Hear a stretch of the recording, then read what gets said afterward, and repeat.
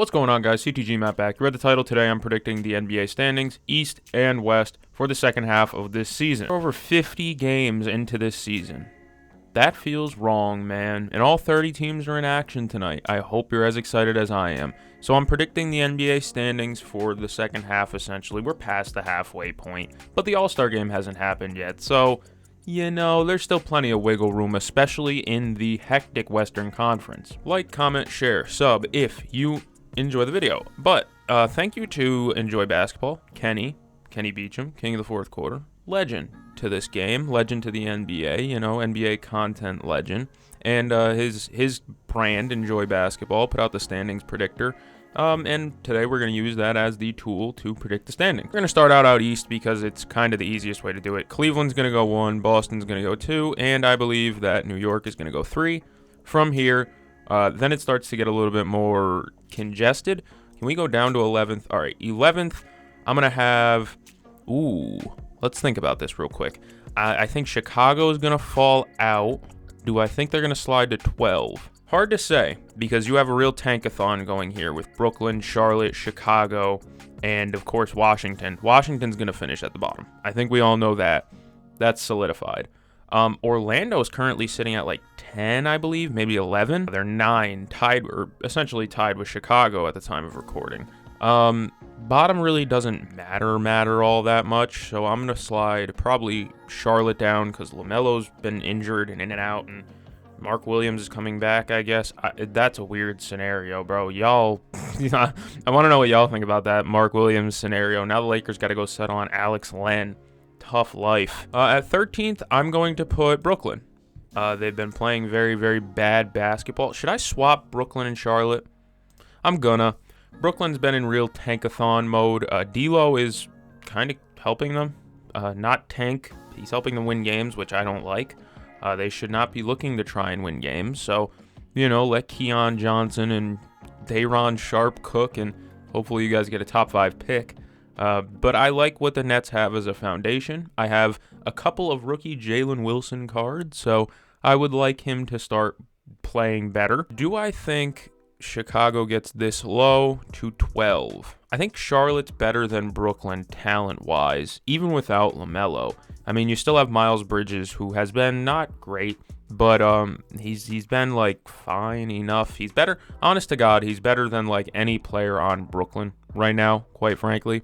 Cam Johnson, yeah, that's tough. I don't know. I think Brooklyn's gonna start like telling Cam Johnson them just go home. Nick Claxton, you can go home, buddy. 12th, I think I'm gonna have. I'm gonna have Chicago here. Then I'm gonna have Toronto. I still think Atlanta stays in the play-in. Do I slide Philly into 10th? I'm going to move Atlanta up to 9th. I think they can keep that. No, I'm going to move Atlanta down to 10 and then bring Philly in here into here at 9.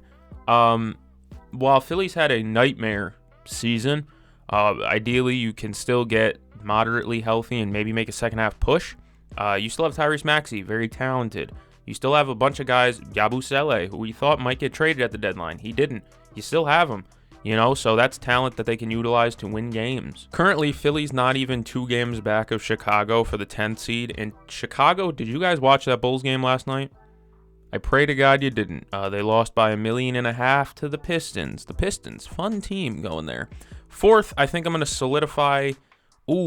So Indiana is there now, right?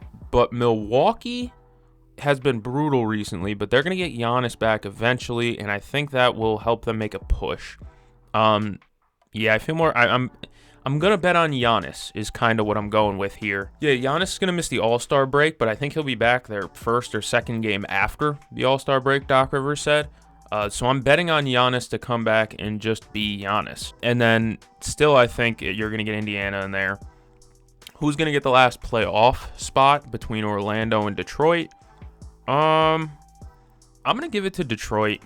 I like what Detroit's doing. I love Cade Cunningham. He is maybe my favorite young player. No, modest. He's one of my favorite young players in the NBA. I'll say just broadly. Incredible talent. They beat the B2A, Belt 2, you know what, with the Bulls last night. That was just one of the games of all time. I'm going to have Orlando here at 7, but Miami, okay, so Philly's going to move up. I think I'm going to move Toronto up because Brandon Ingram might come back, and then you're going to have a decent little core there. Miami can slip in at 9. Are they bad enough to make are they bad enough to miss the play-in? Davion Mitchell said they're going to have an elite defense. Yeah. That didn't look that bad against Boston, all things considered, but they don't score well. I don't know. Can I slip them in at 9? I think they're chilling. Where are they? At like 7 right now? 7. They are at 7. They got worse. Tyler Hero's down. He missed a game. I don't know how long that's going to last. They traded Jimmy, but Jimmy wasn't playing anyways. Give me Miami at 9. Yeah, because I look at the bottom and I see Atlanta traded. They're bottoming out. DeAndre Hunter, Bogey Bogdanovic gone. I understand you still have Trae Young, but that dude is out there playing with people that I don't know. Like, shout out to him, but the Hawks really got, what's his name, Mohamed Gay, starting. Dominic Barlow was getting PT last I watched them. Dominic Barlow, they bottomed out once they traded Hunter and Bogdanovic. I'm surprised they didn't move Capella still, but I don't know. The Lakers could have shot for Capella. I feel like that'd make a higher floor for them than Mark Williams, but different conversation. And I think Orlando has time to piece it together, right? They've been good before. Obviously, they haven't been their sharpest recently. I'm going to go see what their last 10 looks like. 3-7 in their last 10, man. That's brutal.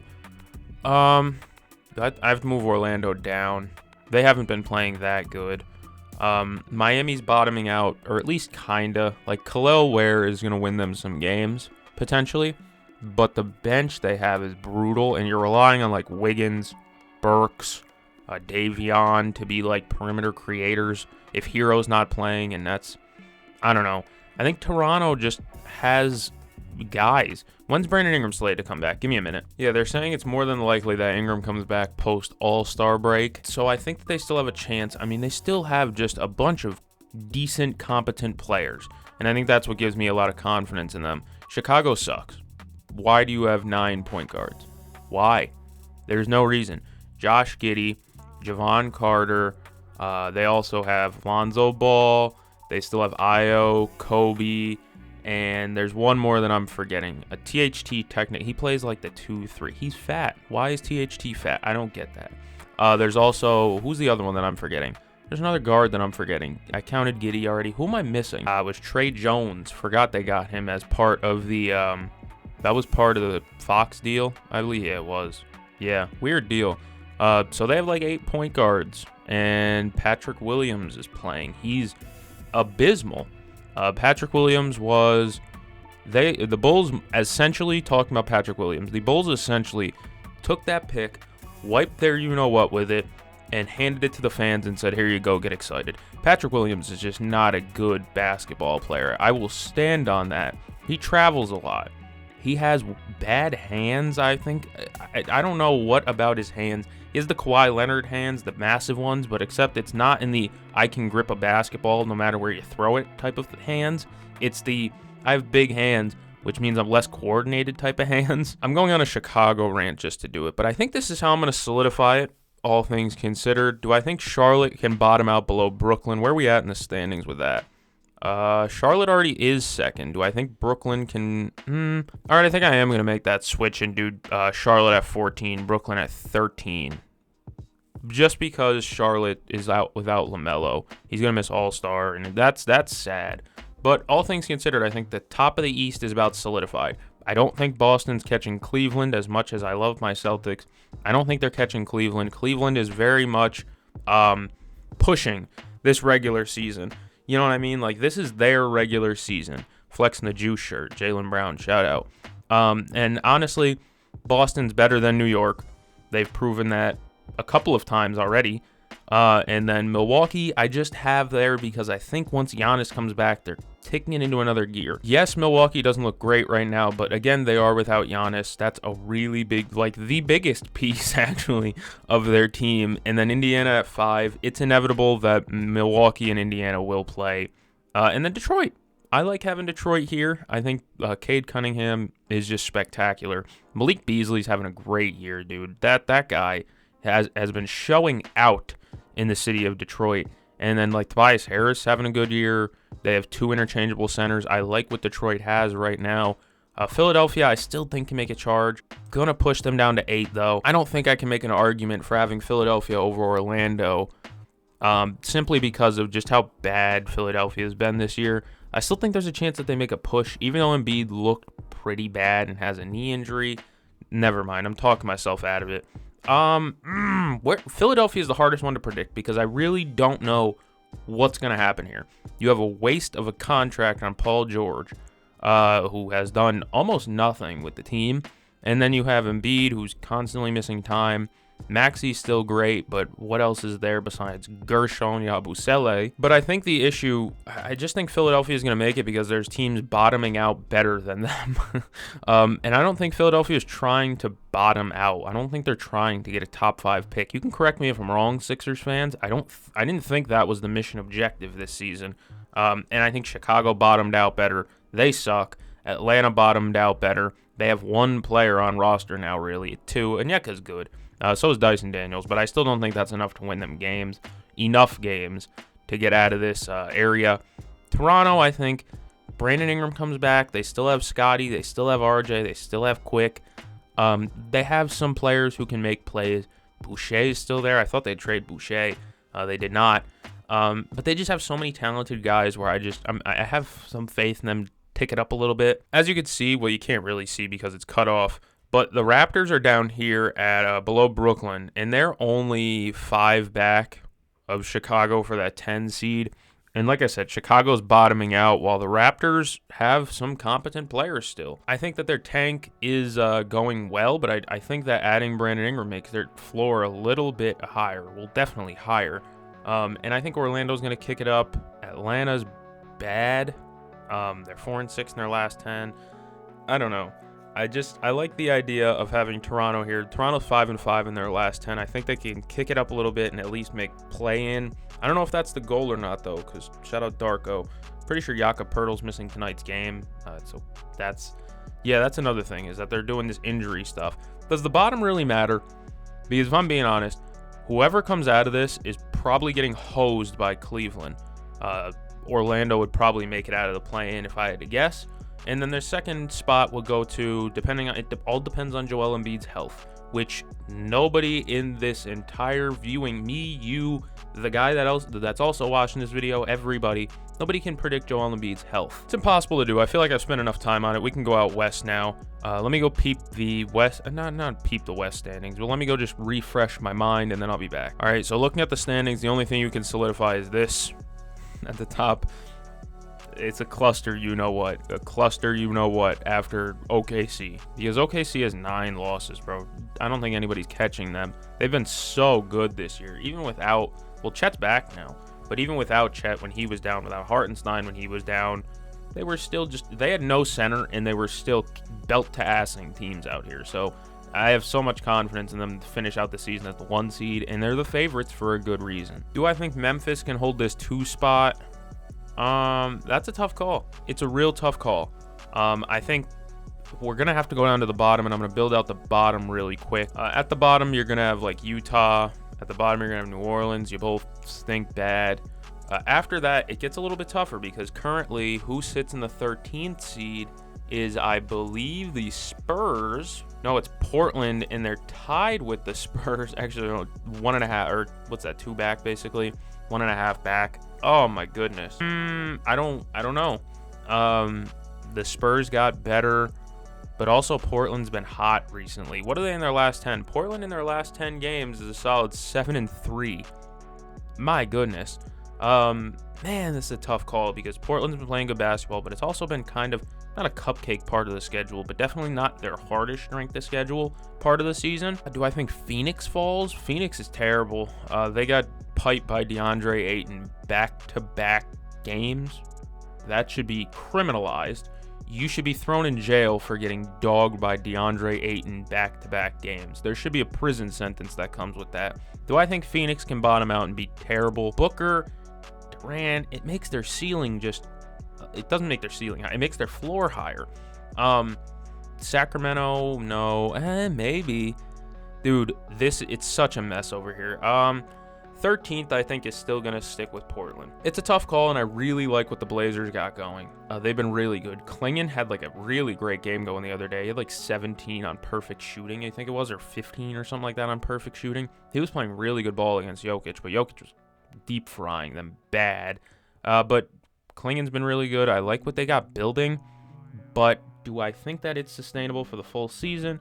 Jesus Christ, I got MLB breaking news. It's freaking Cal Quantrill signing. Cal Quantrill. But anyways, with Portland, they've been a fun team to watch these last 10 games or so. They've been dusting teams recently, and then they ran into Yoke. Yoke beat the you-know-what out of them. You know what, I'm going to take a swing here. I'm probably... What's the space here? 1.5 games between Memphis and Denver down the stretch. 1.5 games. 2, I'm going to take a good swing here. I'm going to go with Denver. 3, I'm going to go with Memphis. 4 is the Lakers I got. I know the Lakers don't have a center, but LeBron looks recharged, revamped, and ready for the second half. And then they added Luka. I mean, they beat Utah, and Shannon Sharp's on TV doing jumping jacks about, we're the champions. No. But I think J.J. Redick's a very good coach. He's proven that he can do it at this point. They're wiping teams. Their last 10, they're 9-1, and their average margin of victory is double digits, I think. They are whooping teams top to bottom out here. That was before the Luka trade, of course. But I don't think that really changes much because LeBron looks 10 times better now than he did a little bit ago. At the 5 spot, do I still think Houston's going to stick there? Do I think there's a chance that the Clippers make a shot up?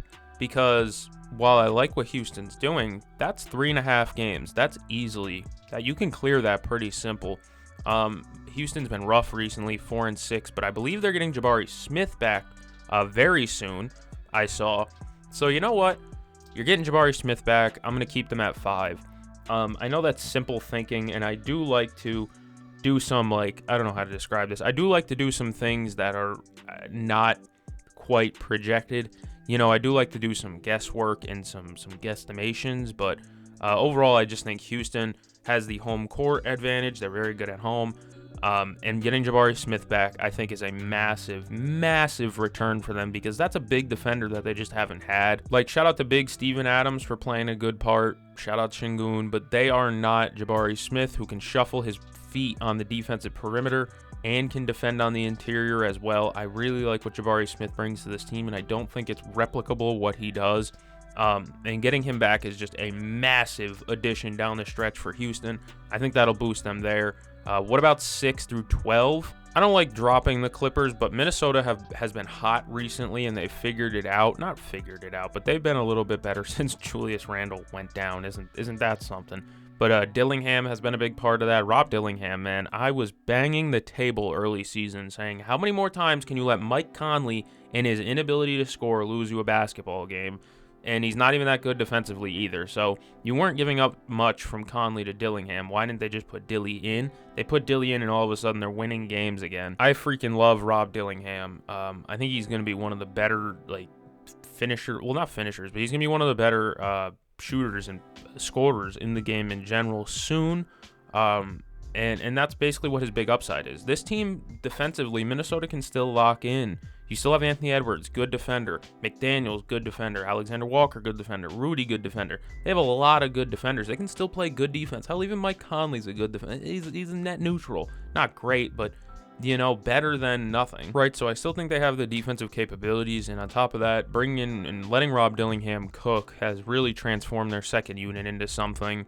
Dante wasn't getting it done leading the second unit. He can defend still, too, but, of course, you still need that scoring punch next to Ant, and it's been Rob Dillingham, and I love to see that. It's making me happy, and I've been saying it since the beginning that they have enough defenders to cover up a net negative like Dillingham, even though Dilly's going to try his best. Listen to interviews with him. He knows he's a smaller guard that they're going to attack, and he tries his damnedest to stop it. I think at 7 is where I'm going to put the Clippers. They've been very good this year, and I have to show them some love. At 8, I'm going to put Golden State. I like the Jimmy Butler ad to an extent. Jimmy Butler's taking so many free throws as a Warrior. He's getting the Warrior calls, And people don't get on him enough for being a free throw merchant, but he's been a great ad for the Warriors, and the Warriors have needed somebody like him desperately. And so that's just a big ad. I think that he's going to bring a lot to the table for them. As at 9, dude, Dallas is in shambles. I tried my best to give that Dallas team a chance, but now AD's down, and it's like, oh boy, it's getting ugly. It's getting ugly, man. They're kicking out fans with fire Nico signs. Bad look. Bad look. Mark Cuban telling fans to sit down, and you know what? STFU. It's a bad look for the franchise right now. And a franchise that has such great history with Dirk and, guys like that. It's a damn shame how that's gone down. I'm going to have them free falling because F Nico Harrison. I think at 9, I'm going to go Sac. 10, San Antonio. 11 Phoenix, 12 Dallas. I don't like this. All right, so I can explain all of it basically. Sacramento I still think has a competent roster. They're not going to win a playoff series. They're not going to even come close to it, really. I don't think. They're not a special team. But they have enough capabilities and enough guys to win them regular season games. And, that's kind of what you need is a bunch of scoring in the regular season. This isn't a team that you fear going into the playoffs. They play zero defense. Their defense is going to be horrible, right? But I still think they have enough of a scoring punch to get them by and to win them games. It's just a group of scorers, I guess. They won a game the other day. DeMar hit 4 of 6 from 3. That shouldn't happen very often. I don't know why Zach LaVine. So Zach LaVine missing his threes, but DeMar is hitting his threes. Beyond me. And they're just a competent group, a fun group, but they're not gonna win anything. I don't know. They're mid. Is basically what I'm getting at. They're a mid team that will provide some entertainment value late nights. If you want a good league pass team to watch late nights, Sacramento is going to be that again. And then why do I have San Antonio over Phoenix? Pretty simple, honestly. Phoenix is hoping for this internal push and development, and I don't believe it's coming. I don't think that this team is suddenly going to snap into being a good team all of a sudden. I don't like the additions that they made at midseason. I really just don't care. Cody Martin isn't changing the outlook for me. He's not. To the point with Phoenix where we're looking at Bol. Is Bol going to save the season? His last few games, he's been really good. It's I don't like that outlook of, well, maybe Bol can save the season. It's Bol, guys. Come on now. Your starting center is still Nick Richards and Plumlee and Oso Ighodaro. I don't like any of it. And then, like I said, the ads at midseason, I don't really care. They didn't change the outlook of this team for me. And San Antonio made a very good ad with Fox at midseason. That's a big piece to bring in for them.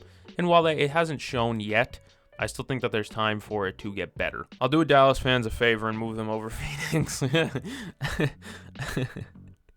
I'm sorry, Phoenix fans. I support Kevin Durant. He just hit 30,000 points. Salute, big dog. That was incredible. That's an incredible feat to achieve. One of 11 or 8 players or something like that. It's a very exclusive club, and congrats to him. But the team is terrible. I don't like anything about it, and they lost that game. So and then Dallas on top of that, you're missing AD, and you don't know when AD is going to come back. That's an absolute mess. That's the only way I can describe it. Either way, I think that this is how I'm going to leave these standings predictions. Down in the comments, let me know what you tweak or adjust. Don't be that guy who jumps into the comments and you're wrong, you should die. Just don't be that guy. Come into the comments with peace, and I promise I'll be peaceful. But if you jump into my comments on some bully-ish, I'll punch you back, buddy. All right, if you've enjoyed, comment, share, sub. Thank you for joining me. I'm going to catch you and see you guys in the next one.